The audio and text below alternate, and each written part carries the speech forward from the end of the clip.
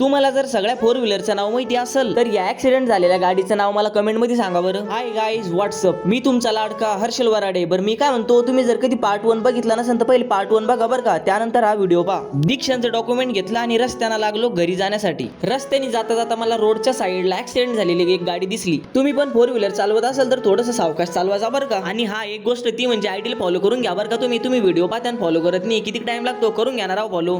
समृद्धी महामार्ग क्रॉस केला आणि त्यानंतर चौकीवर पोहोचलो. तिथं म्हसोबा महाराजचं दर्शन घेतलं. तुम्ही पण घेऊन घ्या दर्शन. मी उभेच घेतलं. तिथं जर कधी अजून उशीर झाला असता तर मला इथेच रात्र होऊन गेली असती घरी जायला. तिथून निघलो आणि 2-4 तासानंतर डायरेक्ट रस प्यायलाच थांबलो. कसं पाठ बी दुखून गेली ती चांगलीच, म्हणलं थोडासा आराम बी करावा. आता रस पिता पिता मला आठवण आली, म्हणलं अरे आपल्याला आपला ब्लॉग पण अपलोड करायचा आहे. मग काय तेव्हाच ब्लॉग अपलोड करून दिला. आणि हा लाईक करणं विसरू नका बरं का ब्लॉगला. तिथून निघलो आणि थोड्या वेळानंतर सिल्लोडला पोहोचलो. तिथं एवढी ट्रॅफिक होती, म्हणलं बापरे एखादा ऍक्सिडेंट झाला काय बाबा इथं. अर्धा पाऊण तासाच्या नंतर कळालं की नाही, ती नुसती ट्रॅफिक, ऍक्सिडेंट की झाला नाही तिथं. चला भेटतो तुम्हाला आता नेक्स्ट ब्लॉग मध्ये. आणि हा जाता जाता आयडीला फॉलो करून घ्या बरं का.